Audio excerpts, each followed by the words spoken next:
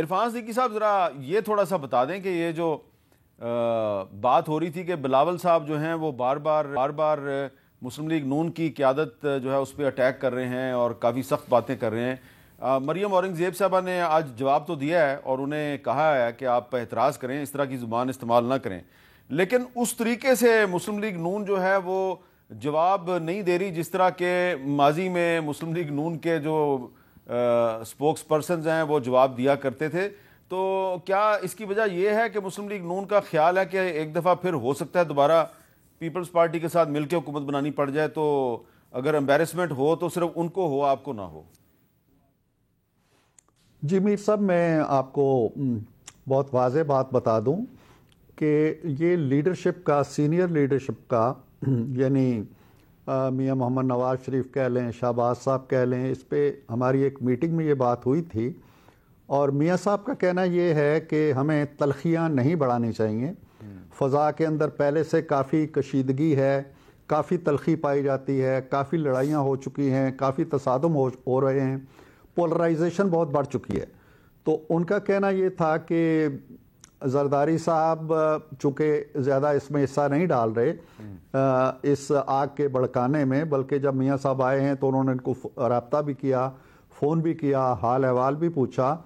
تو ان کا خیال یہ ہے کہ ہمیں بلاول صاحب کا یہ جو غم و غصہ ہے یا جو ان کی تیر زنی ہے ہماری طرف, اس کا زیادہ نوٹس نہ لیا جائے. ایک تو یہ ہدایت ہے ان کی. ٹھیک ہے. دوسرا یہ ہے کہ میں اپنے طور پہ یہ سمجھتا ہوں کہ ان کے پاس کہنے کو کچھ نہیں ہے. اگر عملاً آپ دیکھیں میر صاحب, تو 15 سال حکومت کی ہے پیپلز پارٹی نے پاکستان کے اوپر وفاق میں, اور ہماری حکومت جو ہے اس کا عرصہ ہے میاں صاحب کا 9 ساڑھے 9 سال کا. اب ان سے اگر یہ کہا جائے کہ بھئی 15 سال کی کارکردگی میں سے کوئی 15 چیزیں گنوا دو, تو کوئی نہیں ہے. لہٰذا وہ سوائے اس کے کہ شیر خون پیتا ہے, سوائے اس کے کہ ہم تیر سے شکار کریں گے, سوائے اس کے کہ شیر جھاڑی میں چھپ گیا, سوائے اس کے کہ شیر نکل آیا, ان کے پاس بتانے کو کچھ نہیں ہے. نواز شریف صاحب جب جاتے ہیں تو وہ 10 چیزیں گنوا دیتے ہیں. وہ لوڈ شیڈنگ کی بات کرتے ہیں, سی پیک کی بات کرتے ہیں, موٹر ویز کی بات کرتے ہیں, فلائی اوورز کی بات کرتے ہیں, سرمایہ کاری کی بات کرتے ہیں, فاٹف کو وائٹ لسٹ میں لانے کی بات کرتے ہیں. ان کے پاس کچھ ہے نہیں. تو جب نامہ اعمال خالی ہوتا ہے تو اس میں پھر آپ کو جلسے کا پیٹ بھرنے کے لیے آپ کو پھر الزامات کا یا چٹکلوں کا یا شیر کا, شکار کا, تیر کا, ان چیزوں کا ذکر کر کے آپ اپنے آپ کو بھی مطمئن کرتے ہیں اور اپنے سامعین کو بھی مطمئن کرتے ہیں. ہمارا معاملہ ذرا مختلف ہے. ہمارے پاس بتانے کو بھی بہت کچھ ہے, ہمارے پاس آئندہ کے لائے عمل کو بھی بہت کچھ ہے, اور لوگ یقین کرنے کے لیے بھی تیار ہیں.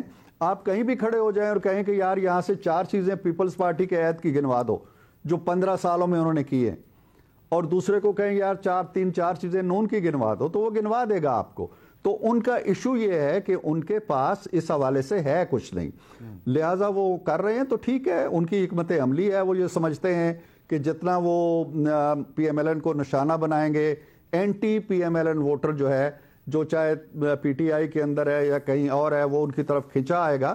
ٹھیک ہے, یہ ایک اسٹریٹجی ہے, حکمت عملی ہے, وہ کام کرتی ہے نہیں کرتی ہے یہ دیکھا جائے گا. لیکن ہمارے لیے وہ کچھ زیادہ ان کے بیانات تشویش کا باعث بھی نہیں ہے, اور نہ ان کا جواب دینا ہم سمجھتے ہیں کہ ضروری ہے. اچھا واڈا صاحب, اب یہ بتائیں کہ یہ آج سائفر کیس میں بھی ایک اہم گواہ جو ہیں سابق فارن سیکرٹری اور سابق سفیر اسد مجید صاحب, ان کا بیان آ گیا ہے, اور اس میں انہوں نے جو عمران خان صاحب کا جو موقف ہے اس کی تو انہوں نے تردید کی ہے. میں آپ کو بتا دیتا ہوں کیا ہے. یہ جنوری 2019 سے مارچ 2022 تک امریکہ میں پاکستان کے سفیر تھے, اور 7 مارچ 2022 کو ان کی ڈونلڈ بلو کے ساتھ پاکستان ہاؤس واشنگٹن میں ان کی ملاقات ہوئی تھی. ورکنگ لنچ تھا, اور ملاقات میں deputy head of mission Naveed Safdar, military attaché brigadier Noman اور پولیٹیکل کونسلر قاسم محی الدین بھی شامل تھے. ملاقات 1.5 گھنٹے جاری رہی. دونوں فریقین کو معلوم تھا ملاقات کے نکات ریکارڈ ہو رہے ہیں. گفتگو میں وہ کہہ رہے ہیں کہ میں نے سائفر کی صورت میں اس کو اسلام آباد بھیجا, اور میں نے سائفر میں دھمکی یا سازش کا لفظ استعمال نہیں کیا. ایسے الفاظ اس وقت کی سیاسی قیادت نے خود سیاسی بنیاد پر اخذ کیے. تو جو سائفر لہرایا تھا عمران خان صاحب نے اسلام آباد کے ایک جلسے میں, اور اس میں انہوں نے جو دعویٰ کیا تھا وہ اسد مجید صاحب جن کی گفتگو ہوئی ڈونلڈ لو کے ساتھ, انہوں نے اس کی کر دی تردید. اب آپ کو لگ کیا رہا ہے کہ اس کا جو الٹیمیٹ کنکلوژن نکلے گا اس کیس کا، تو اس کا کیا نتیجہ نکلے گا؟ تو پاکستان تحریک انصاف جو ہے اس کو کوئی مشکل پیش تو نہیں آئے گی؟ دیکھیں بھائی صاحب، یہ تو جو وائس نوٹس آئی تھیں، اور جتنا میں عمران خان صاحب کو جانتا تھا وہ اتنی ڈیٹیل کے اندر تو وہ جاتے نہیں تھے. سازشی دماغ ان کا تھا نہیں، سازشی لوگ ان کے ساتھ تھے، اور وہ ان کے اندر پرابلم یہ تھی کہ وہ کان کے کچے تھے اور ایکسائٹ ہو جاتے تھے اور ہر چیز اپنے سر پہ لے لیتے تھے، اور پاپولیرٹی تھی ان کی. تو یہ تو کہنا ناممکن سی بات ہے کہ اسد مجید صاحب کا جو بیان ہے، اور یہ بڑی ڈگنیٹی لیول کے اوپر یوزلی آپ ڈنر شنر پہ ہوں تو ایسی باتیں ہوتی رہتی ہیں کہ یوں نہیں ہوگا تو یوں ہو جائے گا، وچ از نارمل. لیکن اس کو سازش میں تبدیل کرنے والے ایک تو اندر ہیں، ایک پالیٹکس سے بائے بائے کر کے نکل گئے ہیں، جو 1.5 کروڑ چیزیں بھی بنگلے شنگلے بھی بنا رہے تھے اور پتہ نہیں کیا کچھ کر رہے تھے، اور وزیر اعظم کا ریپلیسمنٹ بھی تھے عمران خان کا، اور میں ان کو سانپ کا کیٹیگری میں ہمیشہ ڈالتا تھا. تو یہ تو جو سازشی دماغ ہے، ہاں بہت پتلا اور لمبا سانپ تھا. اور ایک شاہ محمود صاحب تھے اور ایک خاص تھا، اور یہ سارا کیا اور ان کو ہوا کے اس پہ لے گئے، اور پھر کوئی جنبود بھی تھے.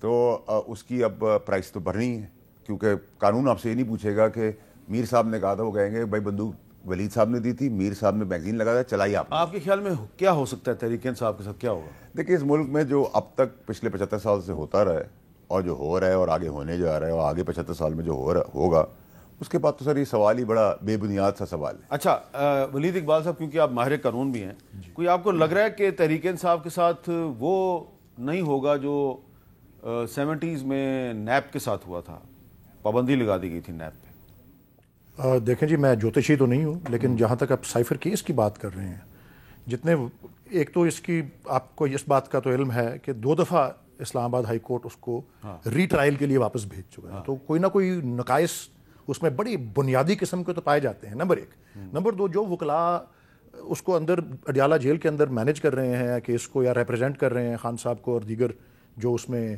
ڈیفینڈنٹس ہیں، ان کا تو مسلسل یہی موقف رہا ہے، کیونکہ انہوں نے ریکارڈ سارا دیکھا ہوا ہے. اب آپ جیسے میرے جیسے لوگوں کے پاس تو وہ آیا نہیں ہے. وہ یہ کہہ رہے ہیں کہ یہ انتہائی مذہقہ خیز قسم کا کیس ہے.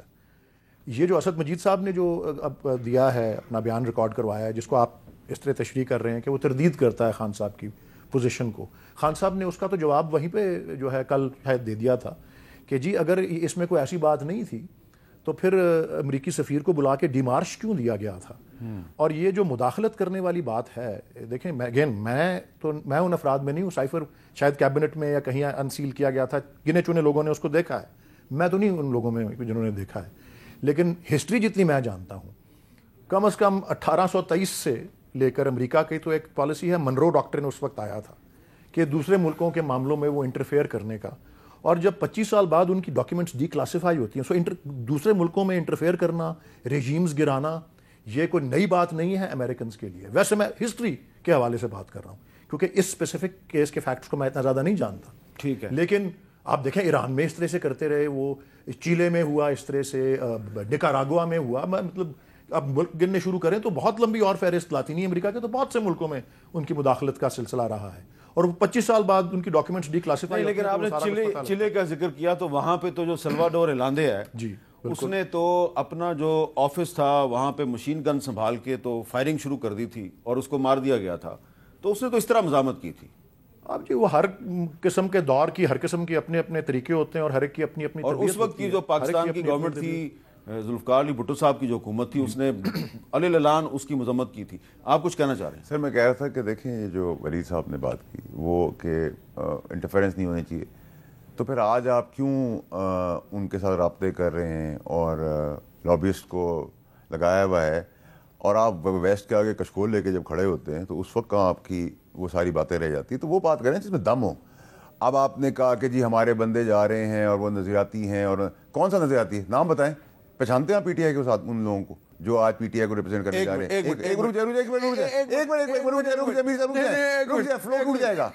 میرا مجھے ایک بات بتائیں سر، ایک علاقے کے اندر 4 امیدوار ہیں پی ٹی آئی. آپ نے ایک سوال اٹھایا، ایک بندے کا نام بتائیں پی ٹی آئی کا جو نظریاتی بندہ ہے. کس کا نام لیں گے آپ 3 بندوں کا نام بتا دیں. 3 بندوں کا نام جی، بیرسٹر گوہر علی خان، کہاں تھے ہم پارٹی کو کب سے جانتے ہیں؟ سلمان اکرم راجہ 15 سال سے تھے. اور لاہور ہی میں جو ایک اور ٹکٹ، 2 اور ٹکٹ ہولڈرز میں گنوا دیتا ہوں، آپس میں ریلیٹڈ بھی ہیں، یہ کرامت کھوکھر صاحب اور ظہیر عباس کھوکھر صاحب جو کہ انشاءاللہ بلاول بھٹو کو اور عطاء تارڑ کو میں آپ ہٹائیں کو ایک گے. بات بتاؤں, 15 سال کے اندر میں 4 کی کمیٹی میں بھی خان صاحب کے ساتھ تھا. میں ان ناموں میں سے 3 نام جو شروع کے لیے ان کی اپنی شہرت ہے اپنی وکالت کی وجہ سے, تو آپ اس کا مطلب تو یہ کہ فیصل قریشی کا نام لے لیں, ٹھیک ہے, ایکٹر کا نام لے لیں, ٹھیک ہے, ان کو ٹکٹ ملا, اس کا تو کوئی میرے پاس جواب نہیں ہے. نہیں, میں ایک مثال دے رہا ہوں. سلمان صاحب کی بات کی ہے تو وہ اپنے شعبے کے اندر آج ولید اقبال صاحب نے آج آپ مجھے بتائیں کہ جو ٹاپ ٹیئر تھی, ٹھیک ہے, جو جس کا اب ایک علاقے کے اندر 4 امیدوار کھڑے ہوئے, سارے طریقے سے کیسے آئیڈینٹیفائی کریں گے؟ لیکن بھائی سب بکیں گے سب کی موج لگنے والی, کیونکہ یہ تو تیرے سلمان اکرم راجہ نے قرآن پہ حلف اٹھا لیا کہ میں بات نہیں کروں گا, میں گور صاحب کی بات نہیں کر رہا. یہ تو اپنے پروفیشن کے, اپنے وکالت کے ماہر نامی گرامی لوگ, ان کو اللہ تعالیٰ نے پہلے بھی عزت دی تھی, ٹھیک ہے, دی ہوئی ہے, ان کی بات نہیں کر رہا. لیکن جو میجورٹی بائی اینڈ لارج آپ جا رہے ہیں, آپ دیکھیں گے منڈی پہ بقرہ عید پہ جیسے بکرے اور گائے کی آپ بولی لگاتے ہیں نا, ویسے بولی لگی اور کیسے لوگ بکیں گے.